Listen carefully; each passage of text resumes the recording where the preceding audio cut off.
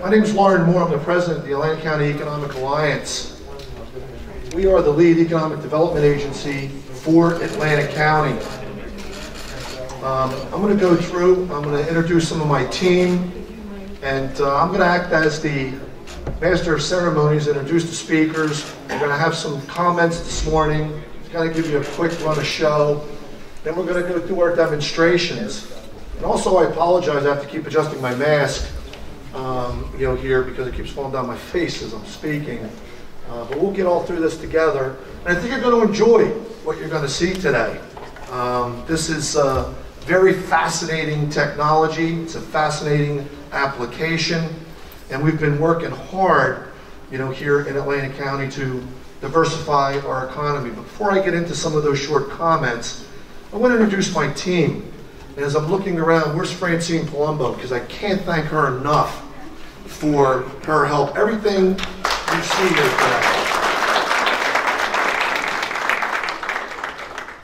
Francine's been fantastic. There's only 4 of us in the shop, but it feels like there's 20 with the amount of work, 24/7 effort that my team puts into this, and the support that we get from the members of our organization. Otherwise, we wouldn't be here today.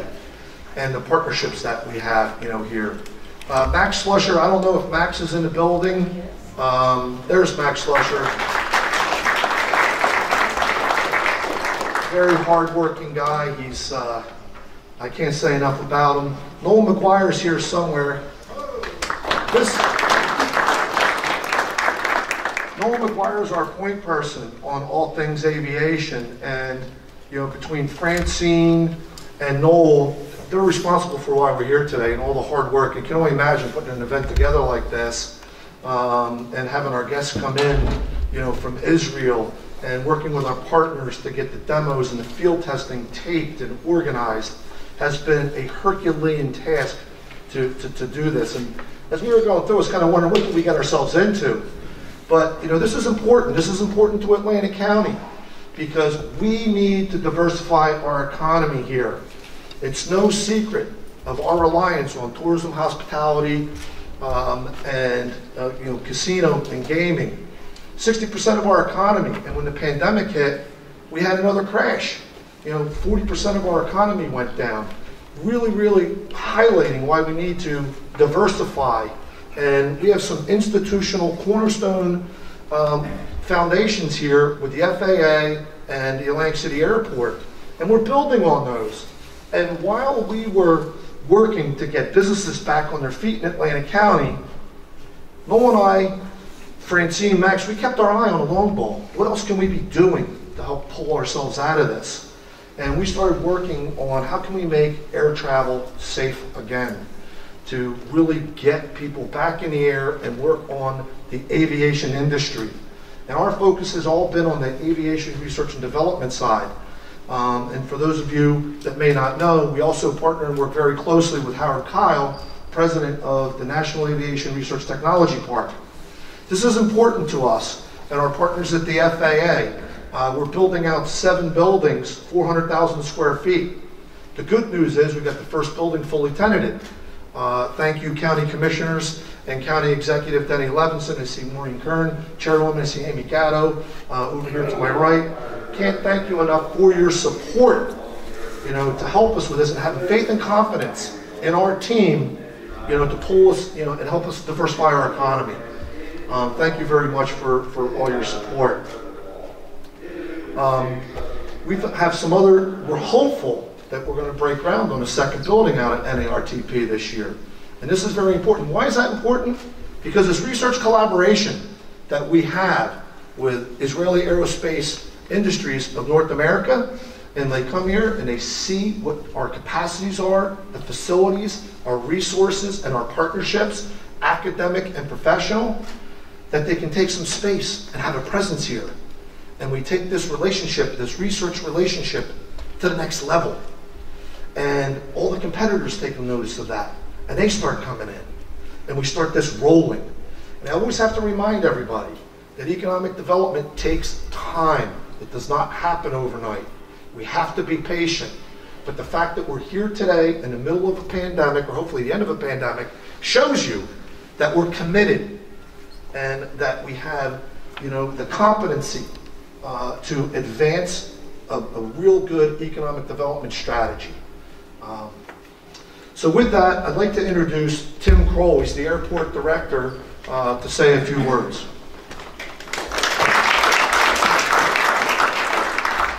Good morning, and on behalf of the South Jersey Transportation Authority and our Executive Director, Stephen Doherty, I welcome you to Atlantic City International Airport. Over the past couple of years, our Board of Commissioners has approved us to be a smart airport testbed research facility for products just like Israeli Aerospace Industries North America is demonstrating today. We were extremely hard hit by COVID, the entire aviation industry, excluding airports. At one point, we were down by as much as 95% in air travel. I'm happy to say we're crawling our way back today. And it's because of making that passenger feel as safe as possible when they are traveling. With technology like they have here today, which helps sanitize and give that passenger reassurance that it is safe to travel through here. This airport has received a worldwide accreditation from Airports Council International in our response to the COVID-19 pandemic. We've taken many measures to make travelers feel as safe as possible. And I'd also like to thank our extremely hard-working janitorial staff who is putting countless hours to disinfect this facility more than they even did before, just to get that key of reassuring our passenger that they have the safest travel possible to wherever destination they want to go. So thank you, and thank you to Israeli Aerospace Industries North America, and we hope you enjoy their technology that they're going to demonstrate today. Thank you.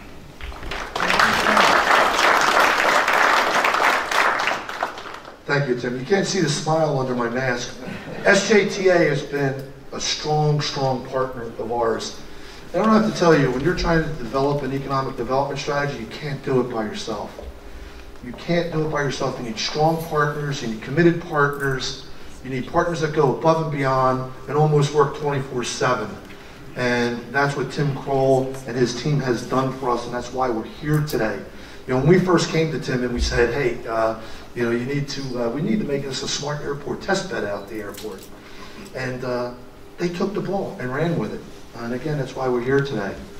Our next speaker that I want to introduce, I really was racking my brain, of what to say, because the FAA and Director Shelley Yak and her team, John Schleifer, Dr. Eric Niederman, Shelley and her team have been extraordinary in what they've helped us achieve here, to help point us in the right direction on the aviation direction, things that we should be focusing on, and helping guide us the whole way.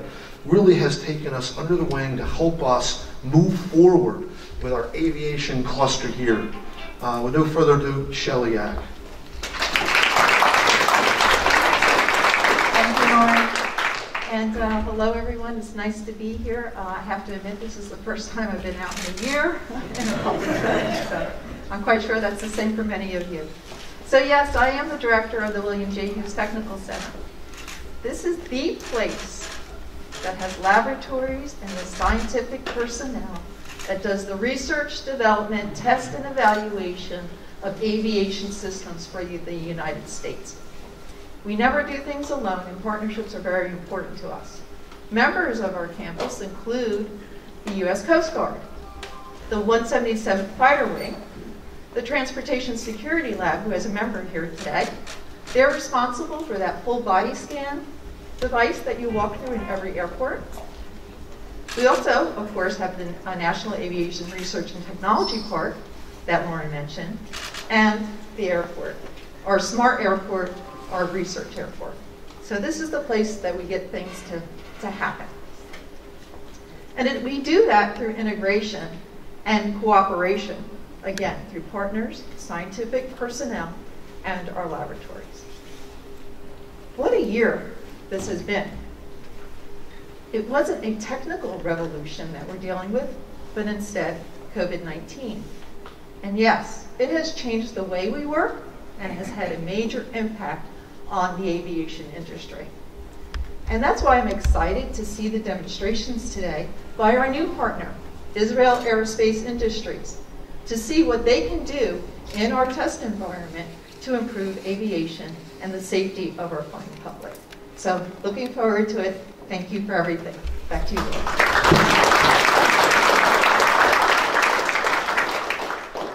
Thank you, Shelley.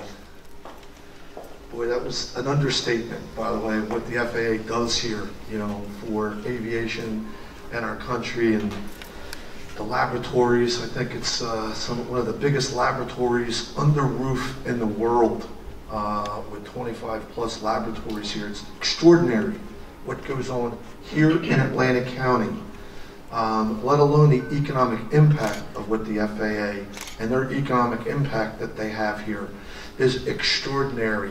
And that's exactly what we're trying to build on here in Atlantic County as a partner. The next speaker that I want to invite up is Congressman Jeff Van Drew.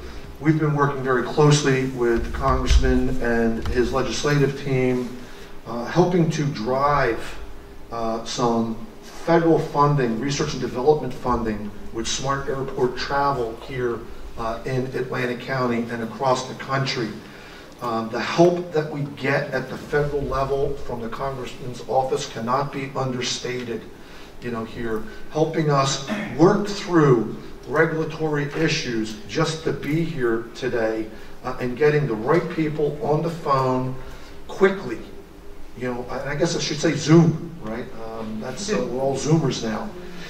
It's been extraordinary. I can't say enough good things about the Congressman's office. I know Antonucci is out here, you know, with the Congressman.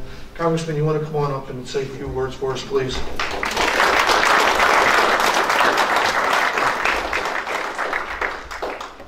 So I never usually have any notes, but there's so much going on here that I just thought it was important. I didn't want to forget anything. And I want to remember right off the bat to say to all of you how proud I am of this facility, how proud I am of Shelley and her folks and her team. We are truly making a difference. We're noticed around the country and around the world, and I only see better things happening in the future. And that's what we have to fight for. Atlantic County is changing. The world is changing. We must make sure that we are on that cutting edge. Tourism is wonderful. I believe in it. I support it. I try to do everything I can to help. The casinos all the way to the shore and everything that goes along. But we also want to make sure that people have the opportunity for good jobs. And we also want to make sure that we are on the cutting edge. So let me say shalom and good morning to everyone. Today is a great day for Atlantic County and South Jersey, and I am honored to join you on this auspicious occasion. This event would not be possible without the contributions of dozens of people, as I've said before, working together towards a common objective. And I'd like to congratulate the freeholders as well for the focus that they always have and what they do to make sure that these things happen as well. And our county executive. And I'm proud to be a little part of this effort. I want to thank, he was mentioned already, Congressman Antonucci, who has this dream and vision that what we can do with airports and how we can change and make sure that we are safe and yet at the same time maintain our individuality. Let me extend my congratulations to the Atlantic County Economic Alliance, the National Aviation Research and Technology Park, and of course Israel Aerospace Industries for what you have accomplished. The friendship between Israel and the United States is strong, natural, and necessary. We have shared values and a common destiny. We are united in our beliefs, our democracy, and our economic prosperity, and global security as well. I am committed to growing and strengthening the bond between Israel and the United States of America. These demonstrations reinforce the relationship between our countries. We are showing the world the ability to work together and solve the complicated problems presented by infectious diseases. Over the past year, the coronavirus pandemic has ravaged our world.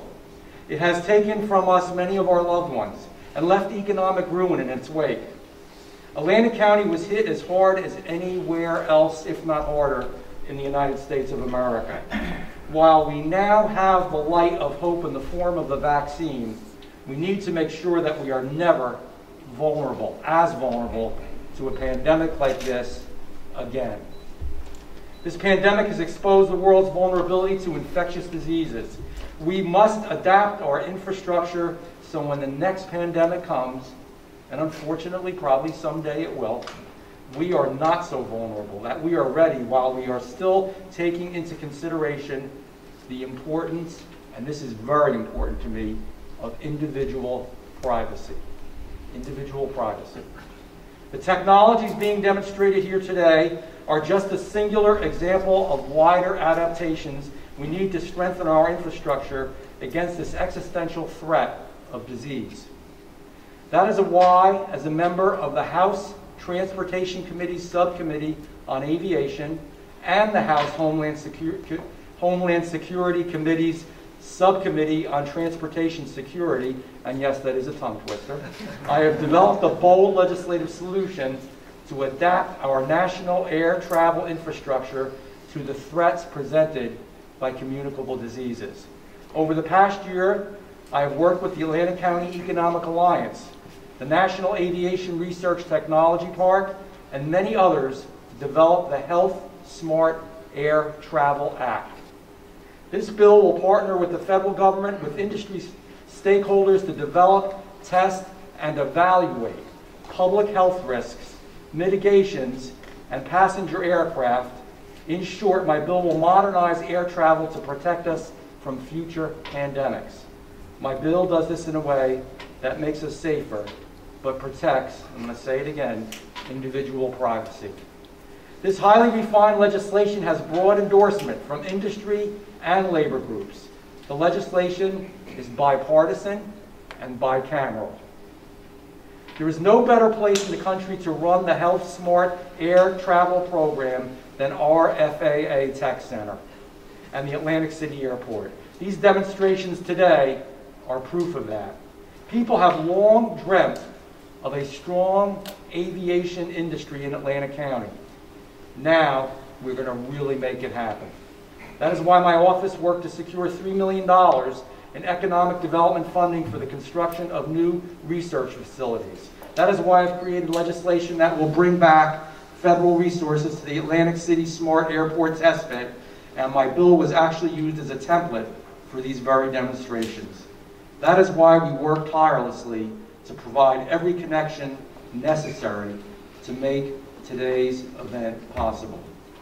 I'm proud to have been a small part of bringing today's demonstration to fruition. This is a great day for Atlantic County and South Jersey and will be a very important point, a point we'll remember to a path of greater strength and greater prosperity.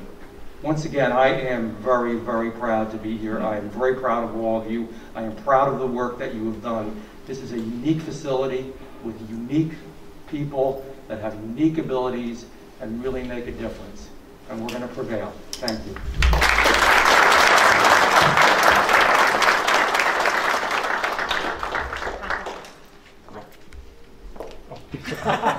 No, I want to keep talking about it. Thank you very much, Congressman.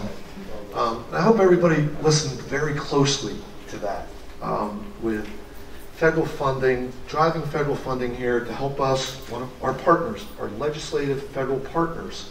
And you're hearing partners and partners and partners over and over again. And this is what me and my organization work hard at these partnerships. And you also heard, I know Howard Kyle's here somewhere. It's right here, $3 million grant for the second building. That's extraordinary. Extraordinary to help us create jobs. We expect we're going to have, what, Howard, 165 high-tech jobs in our second building. It's extraordinary. And I just want to make sure I point that out, and everybody heard that. Denny Levinson, the county executive, I can't thank him enough for his support. The organization, without the county commissioner's support and without the county executive support, would not exist. Unfortunately, Denny had another matter that he had to attend to with the funeral today, and he couldn't make it. And he sends his regrets, but I just have to make sure that, you know, I can't thank Denny Levinson enough. And again, another one of our partners of why we're here today. Thank you very much, County Executive Dennis Levinson and the County Commissioner Board. The next speaker I want to bring up is our chairwoman, Brett Maddock. Brett Maddock is in a very unique position. She's a very active, local, successful businesswoman running a business. And our organization has a board of private sector and government board here. So it's a nice mix, which was very important when we created the organization, is to have private sector business interests help advise and guide us in what we should be working on. Brett Maddock, with her vision and her guidance, has been extraordinary. Can't do this, without her. As I look over at her, it's just amazing. I don't know where she finds the time of day to run a business and also run the Atlantic County Economic Alliance. I want to introduce Chairwoman Brett Maddock. Thank you very much. And I find time because I have a phenomenal staff and our board is really amazing. So good morning and shalom to people who've come very far away to show us some amazing technology today. So thank you. As chairwoman of the Atlantic County Economic Alliance, I am pleased to welcome everyone here to Atlantic City International Airport.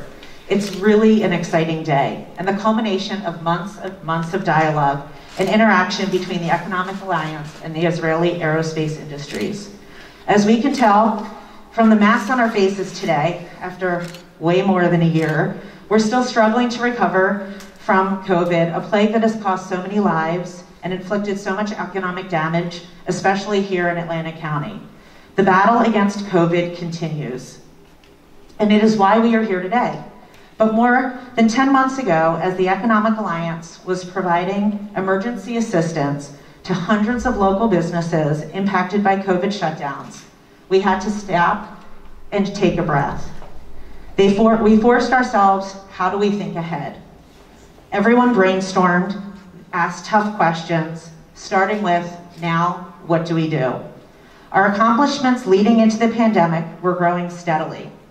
We opened a state-of-the-art aviation research building and filled it with tenants and over 300 high-tech jobs. We were making plans to break ground on a second research building and developing an aviation maintenance and offshore wind training academy. And thankfully now that second building will now start. We desperately wanted to keep our momentum going despite COVID. But other tough questions then followed. How do we recover? How will the pandemic forever change the aviation industry? And is there anything we can do to stay on mission, creating jobs and diversifying our Atlantic County economy, which we so desperately needed? Asking and answering these questions prompted us to pivot into a new direction. And the direction is based on the notion that there's no better place in the United States to begin urgent research and development on making air travel safer from the spread of disease than the Aviation Innovation Hub here in Atlantic County. Our existing aviation assets are simply unequaled anywhere in the country. As Shelley said, we have the FAA, the Atlantic City International Airport, where we're here today, which is designated as a smart airport test bed. We have our NARTP Tech Park. We have the Institute of Aerospace, Embry-Riddle Aeronautical University, Stockton, Rowan, and Atlantic Cape Community College, all right here helping and working together.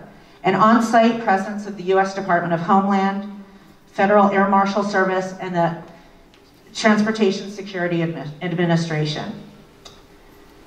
We are thrilled that IAI recognized many of these advantages and chose to come to New Jersey, and that they had other options for testing and demonstrations in other states. And as fate would have it, the Economic Alliance wasn't the only organization thinking ahead more than 10 months ago as COVID began wreaking havoc around the world. Almost 6,000 miles away, unbeknownst to us, Israel Aerospace Industries was also thinking ahead and thinking similar about COVID. Like the Alliance, IAI pivoted, recognizing that new technology might help us recover and reopen our economy. They applied their expertise in the aerospace industry toward development of the Tamar and Granada systems, which you will see demonstrated here today. I wanted to offer a special thanks to Governor Phil Murphy and Andrew Gross of the New Jersey Israel Commission for bringing about this collaboration between the Economic Alliance and IAI. IAI learned about the New Jersey Aviation Innovation Hub and the Economic Alliance during a trade mission to Israel, led by Governor and supported by the New Jersey Israel Commission. So thank you, Governor, and thank you, Andrew Gross. Thank you, IAI personnel, and thank you to all for coming here today. It is now my distinct privilege to introduce you to Ted Bolds, the Chief Executive Officer of IAI North America, based in Virginia. We are honored to have Ted with us today. He is a retired 3-star Air Force general and holds a PhD in systems engineering. Ted, we welcome you and the IAI team to Atlantic County and to the New Jersey Aviation Innovation Hub. We hope you will consider us for more IAI research and development in the future.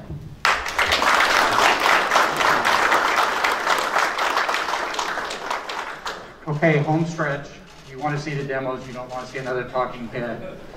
Brett, thank you for that warm introduction. Thanks to all who came out from a variety of organizations. One, because you're interested in the technology, but two, I think we share a common goal of getting back to normal, to safe aviation travel. And what we brought here today, we hope, is a step in that direction. One of the things that appealed to me about the partnership, and I call it a partnership as opposed to just a collaboration with the ACEA, is they share a lot of the same innovation and leaning forward to make things happen that IAI does. I represent IAI North America, and on behalf of our parent company in Israel, we are so happy and so pleased with this great turnout and this great interest. Let me answer a question you may have of why IAI, why Israel? And I looked this morning and got some statistics that I think really puts that partnership into play. And this is from a February 2001 Bloomberg report in ranking of innovation across the globe.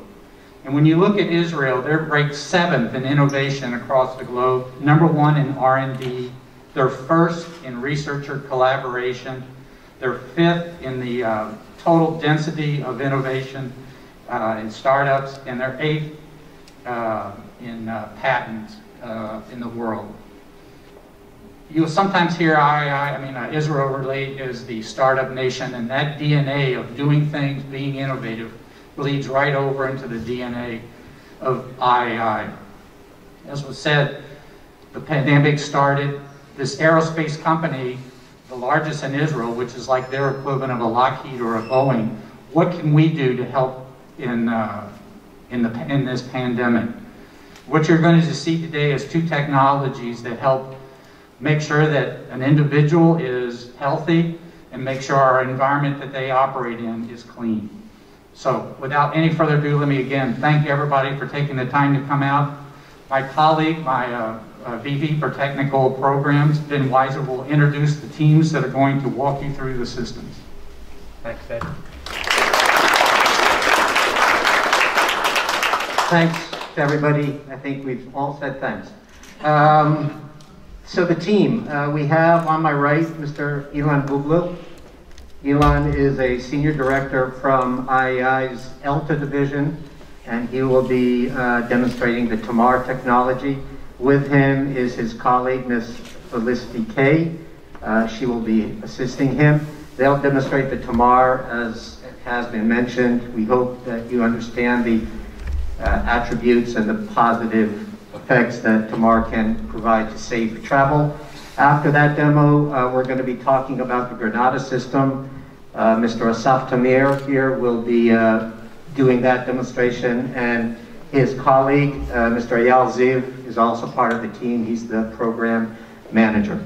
So that's all I have to say, and I'm going to hand the microphone to Ilan.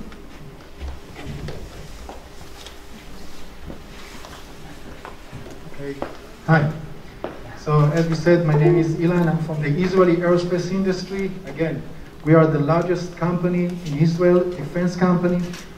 We have 15,000 employees, about $4 billion in sales. Actually, we contribute to 60% of the export of defense technology from Israel. And that's what brings us to the Tamar. In the beginning of the pandemic, it hurts all of us. I didn't see my family for 1 year. But the ELTA engineers, the IAI engineers, tried to look what is the main issue on the pandemic. The social distancing. The social distancing, we have to find a way to keep the social distancing while maintaining the business.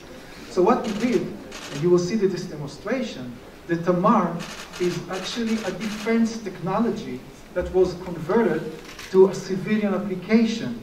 So this is a remarkable technology because till today, you can read only temperature by a camera. You know, you see those in the casinos and other places. You can see the temperature reading. That's not enough. We're using a radar technology. This technology came from the Homeland Security. ELTA is well known in the world. Number 4 manufacturer in the world for those technology. We converted and we can read the physiological signs from far. We'll show you a demonstration together with my colleague, Ms. Felicity, and then we'll continue on. So, hello everyone, I'm Felicity K. I am, ooh, that's not good. I will not stand in front of that again. Is that better? Great. So I am the Global Marketing and Sales Manager from LTEL Medical. We're a subdivision of the IAI. There are actually several things about this technology that make it so special. I mean, we're going to go through and show you in a second, but what I really want to explain to you is, as we've already mentioned before, we come from Israel, okay? And Israel is known for much more than just our shawarma and our hummus, okay? We're known for being at the forefront of everything startup nationwide, okay? But also we have these fantastic parent companies. We have ELTA with IAI. These are the people who brought the Iron Dome. I'm sure you've all heard of the Iron Dome. It shoots rockets in the air to disperse rockets being shot. Exactly. So what we've done is we've taken a very powerful radar that's actually used for military purposes and changed it to be adapted for civilian purposes. So we've really kind of presented the culmination of everything startup related with everything at the cutting edge of military defense. It's very, very powerful. Now, why do we have to do this? Well, as you know, we're in a bit of a pandemic mess. What we discovered, and what everyone discovered really at the beginning of the pandemic, was we were literally sending our frontline workers on what was essentially, potentially a suicide mission. Okay, we were putting them right in the line of fire, making them go up to touch people, be in contact with people who potentially had a deadly disease. Okay, and that just wasn't on, because if they fall, we all fall. Okay, so what we came up with was this, the Tamar system. I'm just going to walk over here slightly. Okay, the Tamar system. So this is doing two things, essentially. I'm going to explain why that's so special. Number one, it is non-contact. That means you can get right up to this. You can have someone sitting here about 1 meter away. You don't need to put yourself in the line of fire. It is the first ever non-contact system. When some other system says they're non-contact, they don't mean at this distance. Okay? Secondly, it's remote. The person operating the system doesn't even have to be in the same room or the same country. Okay, so there is literally no way that they're going to be putting themselves in the line of fire. If you do want someone operating it, you can see from Ilan's fetching overall, you can have someone in PPE, or they don't have to be there at all. Now, what the Tamar system does, if you look at the screen, we measure several different things. This is a very basic version of the Tamar. It can be adapted to do pretty much anything you want. What we have here is, if you see right at the bottom, we have the 36.5, that is in Celsius. We will change it to Fahrenheit, it can be changed. That is the body temperature. Very important, that is in Celsius. He's not clinically dead or anything. So basically, the reason that we measure the body temperature like that remotely is because thousands of us, we've been scanned from our head thousands of times a day from our forehead. It's actually not an effective way of telling if someone has any potential COVID symptoms. The reason is because usually, if someone is displaying symptoms of COVID, the fever is not going to be the first thing you see, people. Okay? Only 8% of COVID sufferers within the first 10 days of being affected will display any kind of fever. The problem actually starts in your lungs, okay, which is then the fever response to it, and that's why you eventually get a fever. So what happens is we also like to measure the heart rate to see how heavy someone is breathing, how quickly they're breathing, if there's any tension or stress. The respiration rate, that's the yellow one, to see how effectively they're breathing. The blue one over there, the respiration ratio, there's the amount of breaths they're taking in versus taking out. Usually if there's an issue, that will be where you see it, some kind of fluctuation there. And the bottom one, the yellow, the respiration wave, that's how easily someone's breathing. Okay, now, if someone has some kind of issue, whether it's COVID, the next virus, whatever it is, that is where you're going to see it. Now, the Tamar, as you can see, if someone has an issue, you send them on their way to do further testing. that this is the most innovative way to keep your skies open, to keep your public places open, and your people safe. Because you shouldn't have to choose. Now, what I'm going to do is, I'm actually going to switch. I'm going to show you what happens when someone has problems breathing. Shall we? Yes. Okay.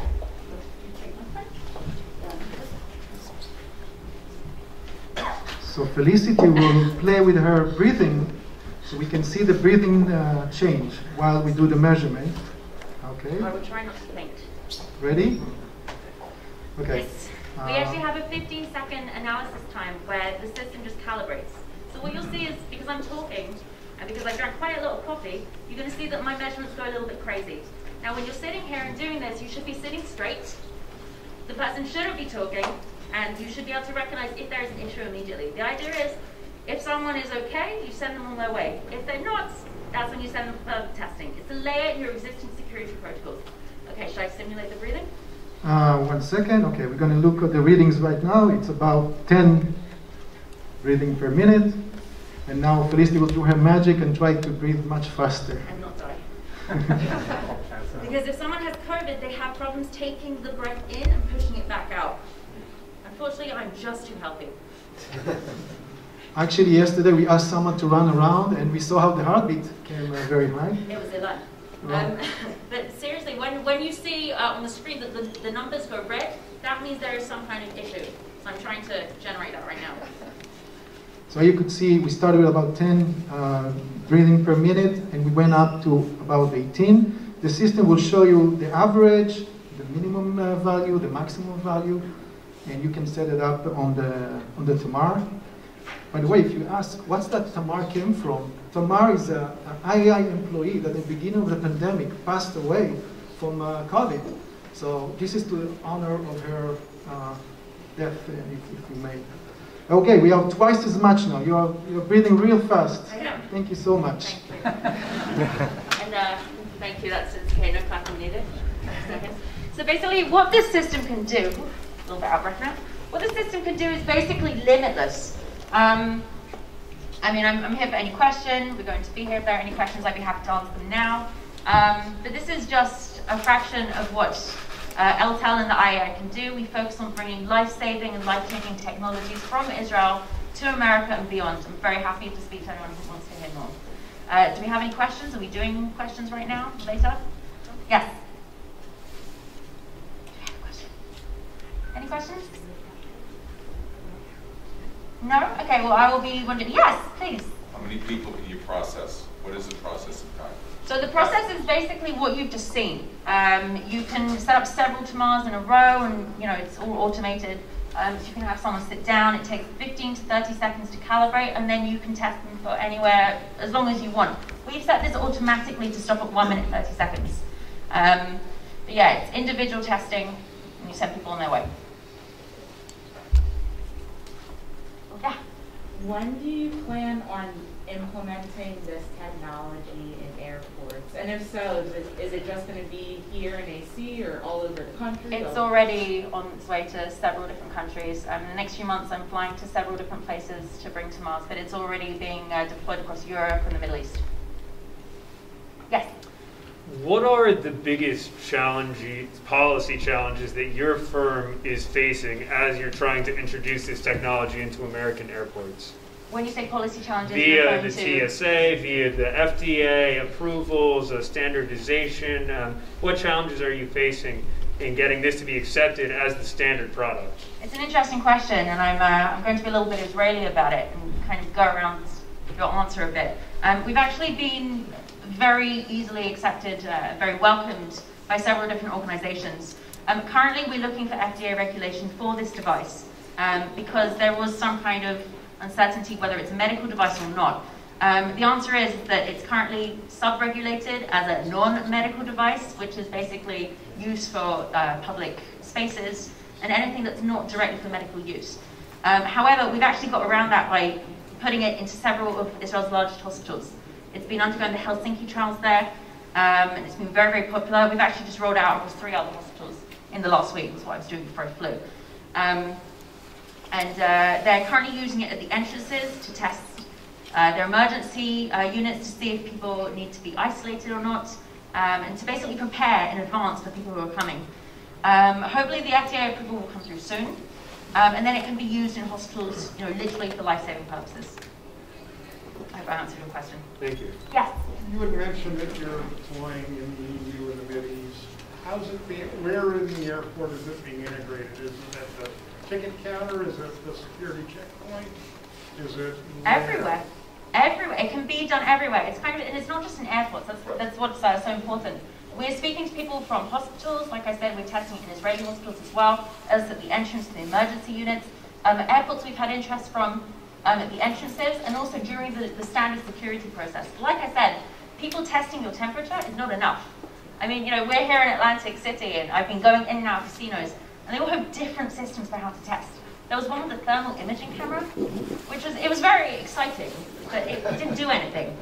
I'm Israeli. I go through like hardcore security processes every day just to get into a shopping mall. So that's the thing. The Tamar is a layer. It's an extra layer to filter out the people who might have an issue, and it can be adapted for anything. So I'm the TSA rep. That's what I'm interested in. I'm interested. Are you integrating it into existing checkpoint technologies? Are you integrating it at the ticket center? Are you both.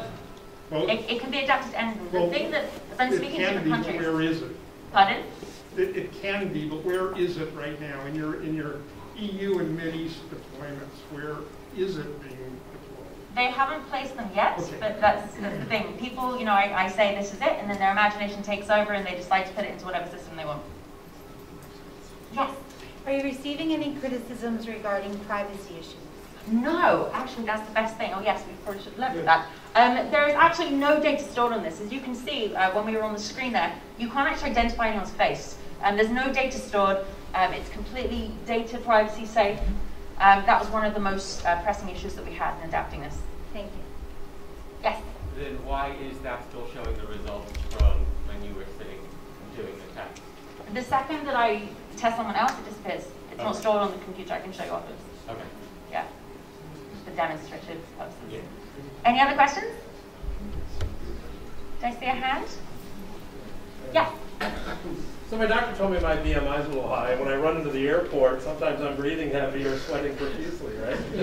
So you see that in this situation, folks who might have, we'll call it my condition, might be, kind of segregated more often than CrossFit trainers or something? I'm glad you asked. Yesterday I made him run around after he basically got off the plane. He ran around this whole area like 10 times to test that theory. No, it's okay, don't worry. I also didn't. No one asked. So what he did was, what we noticed, because there is a certain amount of time that you measure someone, he sat down and initially his heart rate was pretty high. He was, kind of like all over the place. With his physiological signs, he was very, very high. But they tailor off over time. So initially it would be high, but then you average out. And that's why there's the measure of the average, okay? Because, they recognize that maybe you've been running, especially in an airport, so you wouldn't be picked up. If the numbers went red, and I hope they did go red when I was demonstrating the bad breathing, that would be when there would be cause to worry. Yeah. Thank you. Welcome. Any other questions? Yes. So, being it's radar-based, how close in is that cone, basically, to the person? Like other subjects being around them, would it pick something else up? You're saying with this? Yes. So basically, with this, you have to have an area, I don't know if you can see on the camera, you have to kind of make sure that someone's forehead isn't in it, because otherwise then it kind of picks up the forehead. So you need to make sure that this-ish area is clear. We did test it the other day as well with getting a few people around here, see if it would interfere with anything. It doesn't really. No. Any other questions? Lovely, thank you so much for having us.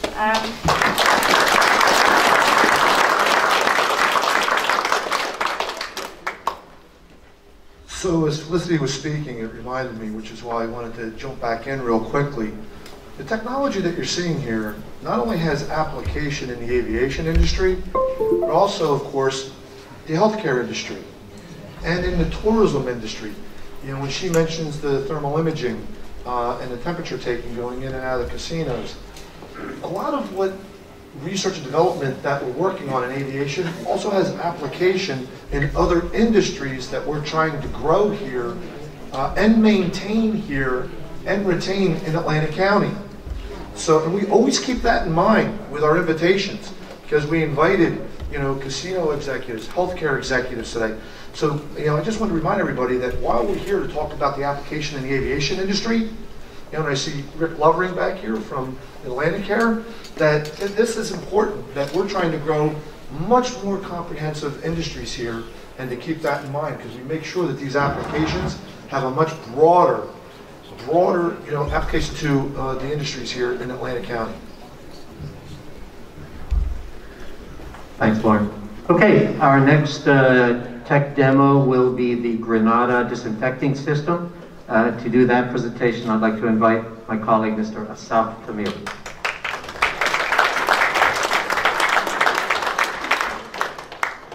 Hello, good morning. I'm Asaf Tamir. I'm the head of innovation of Israeli Aerospace Industries Aviation Group. We'll be showcasing the Granada product, or let's say the development derivative of the Granada product here. The nice thing about innovation is that you never know when it will spring up, or what will be the key factor that will actually catch on. Sometimes it's the technology, sometimes it's the operational scenario, how you operate it, and sometimes it's the packaging and the deployment, the effectivity of bringing it to the market.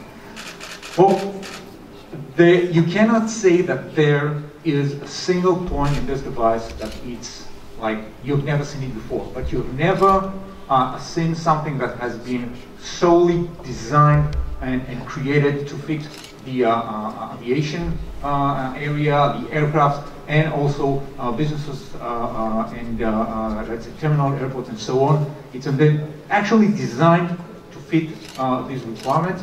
The aviation group within IAI has so many factories and departments within. We actually took the requirements or the fundamentals of this product, and we went to the test pilots, and we went to the engineering department, and we even went to the air tunnel, right, to make sure that we're doing things right. And you get ideas from all over the brains of the Israeli aerospace industries, engineers from departments that have nothing to do with disinfection and COVID, but we got so many insights, and we wrapped everything inside this unit.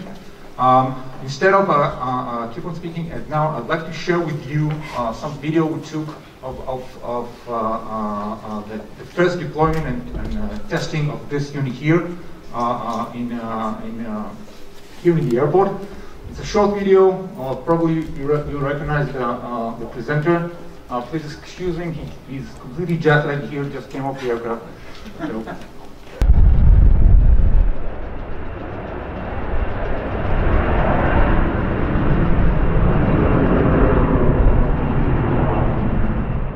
Hi, my name is Asaf Tamir. I'm from Israeli Aerospace Industries, and I'm here to demonstrate the Granada, an adaptive mobile UVC disinfection unit for aircraft and for commercial aviation in general.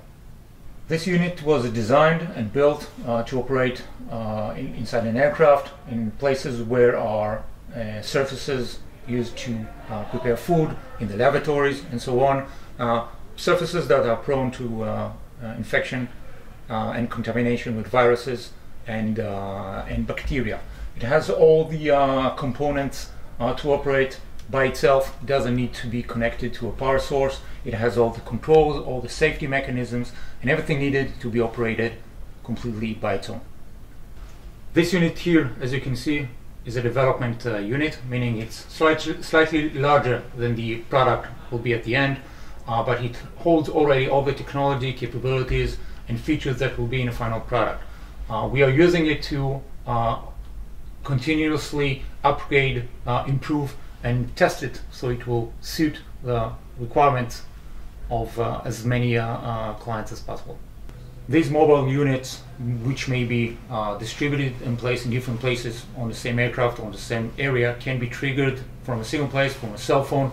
So a single person can operate, control, and make sure that all the areas are decontaminated. The nice thing about this is that each unit operates by itself, and if it senses that something is wrong, it will automatically kill the light and make sure nobody is harmed. Single press, all the parameters are being transmitted to the units. They are checking themselves. making sure that no people are around. This is the safety buzzer, indicating to everybody to move away. And once everything is cleared, the units fire up. And if I want to just demonstrate how the safety works, it just kills the light if someone is moving around. As you can see, this is a mobile unit, meaning I can trigger it from the unit itself, not only by a mobile device. I can place it wherever I want. Once the correct code is inside or the sensors are programming the unit correctly, I press the button, press the trigger, put it inside, close the door. Once the safety sensors and the buzzers have confirmed that nobody is inside, then the unit will fire and finish its cycle as programmed.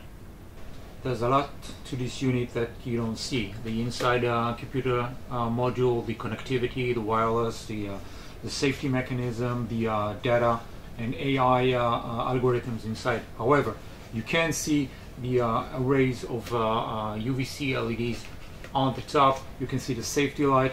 You can see the proximity sensors around the unit to make sure that no movement or activity is missed. There's the on-off switch. There's the safety switch. There's the keypad, which ensures that only people who knows the code and the activity parameters are allowed to use the unit.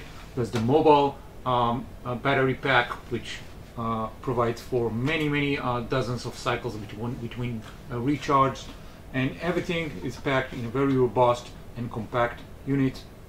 Final product to be approximately 20 to 25% smaller than this one. All right. Thank you. Well, probably you've seen this 4-minute video and you've been asking, okay, so how is this different from a flashlight? From a UVC flashlight you can get practically anywhere. Well, the LEDs that emit the UVC light are the least, let's say, important and critical element of this unit. We had 3 principles in mind when designing this device.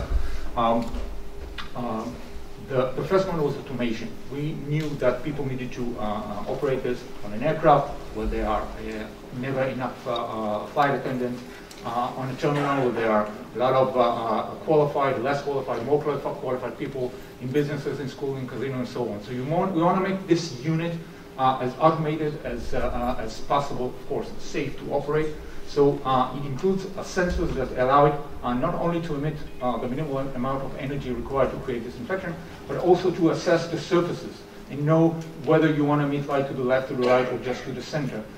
Do you want to do it for 20 seconds, 30 seconds, 45 seconds? It depends on the operational scenario, and the unit can detect most of it by itself. Apart from that, you can create code or pre-program it to operate within certain parameters that you as an operator or you as a business owner wish to do. So that's automation to begin with. The second one is workflow, or let's say streamlining the workflow. For each business, for each aircraft or airline or terminal, there is a certain procedure that the workers follow in order to do what they do. And you want to take this device and seamlessly incorporate into the job they're doing. You don't want to make the people operate disinfection devices. You want to make them do their job. So this thing, when positioned correctly above the areas that you want to disinfect, in the corners of the building, in the laboratories, or in the food preparation areas, actually is completely invisible until it snaps into action. It does it by itself or when initiated by a person. As you can see, of course, it's completely connected, and actual devices speak with another, and you trigger one, the other ones check to see if the environment is safe, and they trigger themselves, and they shut off automatically, and so on. Third vector that we were pushing against was certification and standardization. The biggest thing with disinfection is that when you have the most, let's say, effective and efficient and true working person who is disinfecting, let's say, a table or an area, and he comes back and says, I did a job. Okay, and he checks the mark and he said, this place is now disinfected. There is no actual let's say, a piece of data or information or metrics that you can measure, report, and then say that this area has been properly or not properly disinfected. All the units record their operability, how much energy was emitted towards what surface at what time, whether above standard, below standard, everything is connected, gathered, logged, and shared to like cloud services. Then you, as a business operator, can measure it, present it to prove that you are doing what is required to keep your employees and clients safe. And this information can then be also used to create the standard for what is considered good, clean disinfection. Existing products at the moment, interesting, again, what's different here, are using the maximum amount of energy just to make sure that everything is completely clear. 200 or 300% the amount of energy required for disinfection. This thing actually uses the minimal amount, measures it, and because it has a cyclic way of operation, you don't have to use the maximum amount, but you can use like 75, 60, 40% of the energy required because it goes over time again and again and again automatically. You don't have to send anyone to do it. Last thing, we are not thinking only of the safety of the people, but also of equipment. If this thing needs to be operated within an aircraft, you may want to make sure that it doesn't harm over time the plastic, the polymers, other structural or non-structural elements of an aircraft. So you need to be very careful where you position it, how you operate it, and how it conforms to standards and certification requirements. And everything is already packed within the brain and the AI algorithms within the unit. Quick demo here. You have, this one is an actual unit, meaning that they are LED. The LEDs here emit UBC light, but we will not operate it. It's of course not safe to do it near people. It will not activate itself because it sees you, so to speak, but it is here on display. Again, this is a development kit. We are actually creating, using this opportunity to develop and adjust the system before we pack it into a smaller product-ready configuration. There's one here on a tripod, another one over there. This one is positioned, and let's say at a sitting position. The other one at where the luggage are coming out.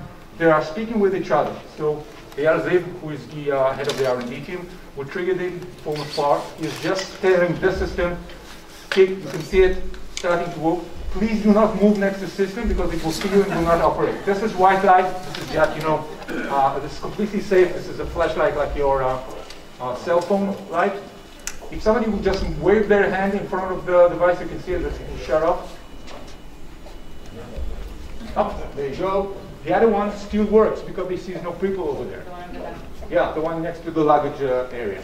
So, and of course, this can be also done very easily by just simply taking the device, punching the code on the back, and using it as a mobile device. Now, this thing was called Granada because initially we thought it would be very easy to take away this position. Someone will be in charge of this device. We just move, put it wherever needed, punching the code on the back and use it. But then we created also some kinds of brackets and attachments which makes it very easy to do it in different places. I'll go down on because I'm high enough as it is. Are there any questions, please? So this can be used in any closed space, similar to an air? Yeah, a single device. Yeah, another story.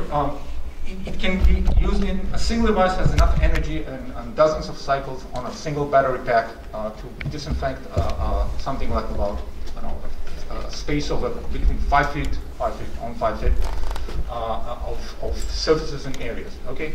Now that's its full capacity. If you are working in a cyclic manner and you only work it at 30 or 30% capacity, then you can work for days and still disinfect the area. The idea is that you need to analyze your operational scenario, how your business works. You don't want to put it like everywhere. Otherwise, you just put a big, pillar of UVC lights and emit it everywhere. You want to put it above the places where you have created a risk assessment procedure saying this is where people are breathing on. That's the surfaces that create the most potential contamination. That's where I want to put these units on.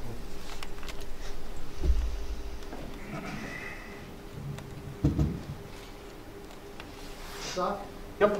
How large is space? I'm sorry, somebody asked that already. How large a space is the capacity for the disinfectant? All right, this is a balance between energy capacity of the battery, because it's a mobile unit, and the number of LEDs that are configured here on the hemisphere, and how, let's say, how big is the space.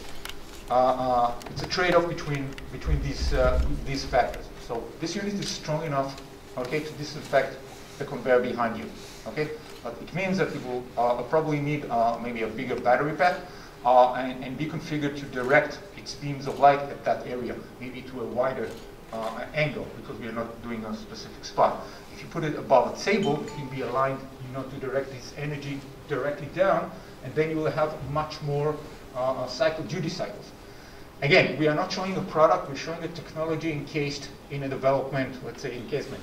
Once these requirements, operational requirements are defined, you can, it's very easy to take the components from within and package them according to specific needs. So you get a lot of variations of the same product.